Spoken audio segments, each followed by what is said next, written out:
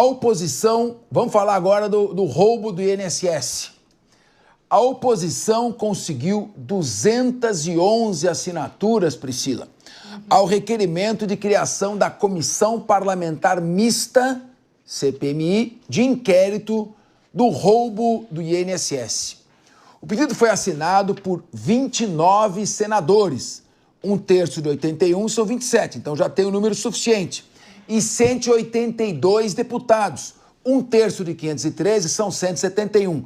Então já tem mais do que um terço do Senado e mais do que um terço da Câmara dos Deputados. A ideia da oposição é conduzir no Congresso Nacional a investigação das fraudes. A Polícia Federal deflagrou em 23 de abril, último, a operação chamada Operação Sem Desconto, para investigar um esquema de descontos indevidos em aposentadorias e pensões do INSS. Priscila Silveira, como você vê essa questão? Quer dizer, foi a Corregedoria Geral da União, o doutor Vinícius Carvalho teve esse mérito, parabéns, que descobriu essa fraude juntamente com a Polícia Federal. Nos últimos 2 anos, 2023, 2024 e um pouquinho de 25, foram 4 bilhões de reais desviados. Tanto o ministro da Previdência Social anterior quanto agora o atual, Volney Queiroz, estavam na reunião e foram alertados sobre a fraude em junho de 23 e quedaram-se inertes, nada fizeram. Você acha que essa CPMI pode trazer um desgaste para o governo ou, como o próprio presidente disse, nós temos que ressarcir os aposentados e pensionistas? Pode até ajudar a esclarecer mais quem ficou com o dinheiro roubado. Sim. O problema desse ressarcimento é que também vai sair um pouco do nosso bolso, né? A verdade é que não vai se punir devidamente quem foi, de fato, que retirou. Esse é um ponto a ser discutido. Mas, respondendo aí a sua pergunta, sua colocação, Capês, a gente sabe que esse rombo, né, começou em 2019 e percorreu até 2025, como a gente viu, e eu tenho aqui uma preocupação. Por quê? Vai ficar a cargo do Davi Alcolumbre por isso, né, fazer a leitura e por isso em votação. Eu realmente tenho a minha dúvida se de fato ele vai colocar conforme seria o desdobramento ou se ele vai ter uma resistência para poder tentar amenizar essa problemática que acho que ultimamente é um dos maiores escândalos, né, vindo aí do Petrolão, enfim, dos outros que tivemos. Agora, um ponto que também a gente precisa considerar com relação a esses dinheiros que foram, né, desviados, enfim, como que pode as pessoas, né, tirarem? Eu fico assim abismada, né, com a conduta, o modus operandi dessas pessoas que tiram sabendo, né, que às vezes R$30, R$40, a dificuldade que é, por exemplo, para um aposentado ganhar esse dinheiro. E mais do que isso, a resistência para retirada. Porque, veja, ele tinha lá o desconto que não era querido e eles tinham que ir até determinados lugares, causando resistência de pessoas que às vezes não têm nem condições e nem meios de saber sobre esses descontos. Agora, tivemos uma votação, né? A deputada Coronel Fernanda e a senadora Damares, que encabeçaram esse pedido de CPMI, eu acho justo, tomara que se descubra, e eu tenho percebido que da parte do governo, embora ele não tenha causado nenhuma objeção com relação ao encontro dessas pessoas, né, que foi aqui no atual governo, me parece que não teve uma votação expressiva por parte do governo para poder ter essa CPMI, né? Então, isso me trouxe uma certa curiosidade, porque, na verdade, só mais a oposição dentro desses que você citou, que são 213 deputados e 29 senadores, a gente tem a maioria, né, assinada pela oposição e uma certa resistência do governo. Isso me causa uma estranheza, já que, se é para descobrir e desmantelar ainda mais, eu não teria por que fazer uma objeção à assinatura dessa CPMI. Então, eu não sei, mas eu fico pensando que não vai ser assim tão fácil como parecia ser, porque, na verdade, tendo aí a maioria, como você bem citou, não é suficiente. Precisa ser lido e colocado na pauta pelo Davi, eu acho que vai sofrer uma resistência, sim. Agora, Ivan Carlos, a gente sabe como a CPI começa, não sabe quando nem onde termina. Estão falando aí, essa fraude é de 6,3 bilhões, se for até 2016 chega a 8 bilhões, mas tem a fraude dos empréstimos consignados.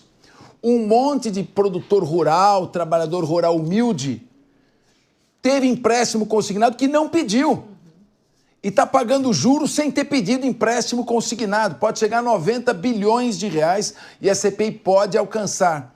Como você vê essa dicotomia, ou seja, nós temos as organizações criminosas, PCC, Comando Vermelho, lavando 200 bilhões de reais por ano, a criminalidade violenta na rua, corrupção desenfreada, e parece que nós estamos aí com foco só 8 de janeiro, o único problema que existe em todo o país. Como você vê essa CPMI e ela pode trazer que tipo de consequências? Olha, foi bom até mencionar, também já foi mencionado aqui, que parece-me que a justiça hoje, o Supremo Tribunal Federal, está voltado só para um problema. Os demais desapareceram. E, por isso, a nossa justiça hoje é focada, um foco único, sem abrir e olhar para os outros lados, realmente vai gerar muitos problemas para toda a coletividade. E olhando sobre esse aspecto, eu ainda quero fazer uma ampliação, se você me permite, porque há prática delitiva nessa atividade toda. Não é? E essa prática delitiva que envolve aquelas pessoas que estão sendo identificadas, e foi mencionado aqui que na reunião estava lá o ministro, estava o atual ministro, e nós aprendemos lá no início do direito penal que tem o crime que você responde por omissão. Mesmo os tipos comissivos, desde que você tenha o dever jurídico de agir. E, no caso, o ministro, ele tem o dever jurídico de agir quando ele toma conhecimento de uma irregularidade abaixo em relação ao seu subalterno. Então, esses crimes que foram praticados, nós temos que avaliar a ampliação da participação dolosa, porque se ele sabe que as pessoas estão retirando valores que são dos velhinhos e não toma medida nenhuma, não é? Então poderia haver aí teria que avaliar um dolo eventual ou não. Mas a sua observação em relação ao sucesso dessa CPMI, eu sigo o caminho da professora Priscila e realmente eu não tenho muita confiança nos resultados baseados nas últimas CPMIs. As últimas CPMIs, elas poderiam ter apurado não apenas uma linha, mas nós tivemos problema de desvio de recursos noticiados nas anteriores que não foram objeto de análise, não foram objeto de verificação. Então, como é uma casa política, dentro dessa casa política podem ter ali posicionamentos e rearranjos que acabem levando ao insucesso dessa CPMI. Agora, ô Sergei, a gente sabe que os nossos parlamentares têm um bocão desse tamanho, não é nem boca de crocodilo, é boca de hipopótamo. Estamos falando de 53 bilhões de reais de emendas parlamentares, é Ministério de Portos e Aeroportos, é Ministério do Esporte, e agora o presidente do Senado, a quem incumbe autorizar ou não a CPMI, porque ela é mista, né? Tem senador e tem deputado, que é o Davi Alcolumbre, parece que está feliz, porque indicou o ministro das Comunicações, está prestigiado, e ele já está falando o seguinte: não, para que CPI? Vamos conversar, vamos resolver isso na conversa. Como é que você vê esse parlamento que não legisla, não investiga e quer administrar consumindo dinheiro público para as emendas? Dá para confiar que vai ter algum tipo de CPMI ou os velhinhos e os pensionistas vão continuar a ver navios? Olha, é desolador porque a CPMI ou CPI é da natureza do Congresso. A gente que já tem uma certa idade já viu várias CPIs.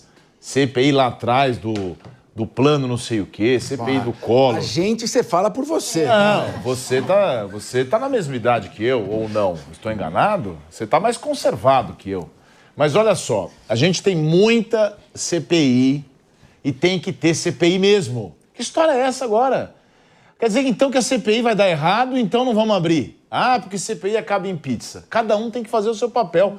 Para que serve deputado ou deputada, se não para fiscalizar o executivo? É uma das funções primordiais. É melhor ter CPI do que ficar se espancando lá dentro do Congresso por qualquer coisa que não seja matéria legislativa ou matéria de fiscalização. O que precisa ter é ordem, estrutura. Não pode o Supremo, por exemplo, criminalizar o bocão do deputado. Nós temos uma imunidade constitucional. Eu tenho uma mãe, chama Zulaí Cobra, que lá atrás ela fez duras críticas ao presidente Lula e foi processada pelo PT. Aliás, o PSDB do qual você fez parte não a defendeu na época. Você defendeu. Sim. Você defendeu. Isso aqui é o seguinte, só para dizer. Eu defendi. Mas não é uma acusação. Não, eu defendi. O PSDB, eu tive lá, defendi sua mãe agora. O PSDB nem defendeu nem acusou, ficou no muro. Mais ou menos. Para variar. Não, mais ou menos, um pouco pior que isso. O líder de governo à época, o falecido, não vou citar nomes. Não precisa citar nome. Foi à tribuna e disse que o PSDB desautoriza as críticas da deputada Zulaí Cobra, porque são críticas muito contundentes e eram críticas de um parlamentar. Então, por mais absurdo que seja a crítica do parlamentar, e eu não concordo com xingamentos, não concordo com baixaria, mas é a regra esculpida na Constituição. Então não pode caçar o deputado. Diferente daquele deputado que foi condenado porque falou que ia dar um tiro na boca de um ministro. Posso falar? Mas eu mudei de assunto. Espera um pouquinho. Você está dando uma volta que eu estou até tonto. Então eu vou voltar. A CPMI vai dar alguma coisa ou não vai? É isso que eu quero saber. A CPMI tem que acontecer, doa quem doer, e se o resultado depende dela acontecer. Como é que a gente vai prever antes do tempo? Ela tem que acontecer. Cada um no seu papel. O que não pode é o Supremo investigar e o Congresso julgar. Tudo bem. O Congresso tem a obrigação legal e moral de dar uma resposta para a sociedade. Sim. A CPMI tem que acontecer. Não só porque já atingiu o número mínimo de assinaturas necessários para a instalação, mas porque esse relatório todo, essa informação toda, traz uma notícia absolutamente bombástica para a sociedade. Nós temos o desvio de recursos públicos de uma área absolutamente sensível, que é a área da Previdência. Que entra ano, sai ano, nós lutamos contra o déficit da Previdência. Nós mudamos as regras da Previdência a cada 2, 5, 10 anos, porque a Previdência dá déficit e não se sustenta. Ou seja, ela sangra de forma perene os cofres do poder público. Ela sangra os recursos da população brasileira. Mas eu vou mais além. O golpe foi dado contra aposentados e pensionistas, né? Não foi contra bancos, não que isso estaria certo, está errado da mesma forma, mas foi exatamente contra aqueles que somam para ver se no final do mês consegue comprar o remédio que está faltando por R$50. Se consegue comprar a cesta básica, que o valor subiu e aí não tem mais o dinheiro para pagar aquilo, se ia comprar a carne, se ia comprar o tomate, porque subiu o tomate. Tomaram dinheiro da camada provavelmente mais pobre da população brasileira. Tomaram dinheiro da Previdência, que sangra os cofres da administração pública. Pessoal da área rural. Tomaram dinheiro do pessoal da área rural, tantas vezes sem instrução, sem saber quais eram as ferramentas jurídicas que poderiam utilizar para cessar aquele abuso que foi feito contra eles. Não consegue acesso à justiça, não consegue acesso ao advogado, não consegue uma boa orientação. Esse é um crime que prejudica o país inteiro como nação e uma camada absolutamente necessitada da população. O Congresso tem a obrigação moral de responder. As autoridades policiais têm a obrigação moral e legal de responder.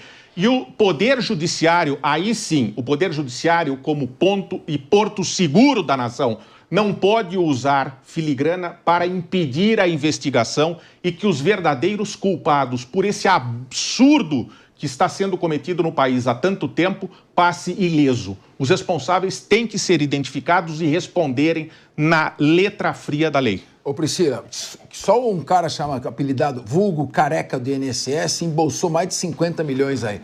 Priscila, você quer falar alguma coisa? Depois o Sergei, vamos mudar de assunto. Sim, eu quero fazer dois comentários aqui, que eu acho que serão, né, fundamentos para uma eventual objeção da leitura e colocada em pauta.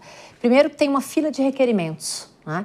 Então, parece que tem 12 pedidos por ordem de protocolo. E o Hugo Mota já manifestou que o certo é respeitar essa pauta. Não, na Câmara, o Huguinho já falou que não sai. Então. O Huguinho já falou que não sai. Isso é um ponto. É pelo Senado. Isso é um ponto. Agora, outro ponto também que seria contrário, que já tem investigação pela PF em andamento.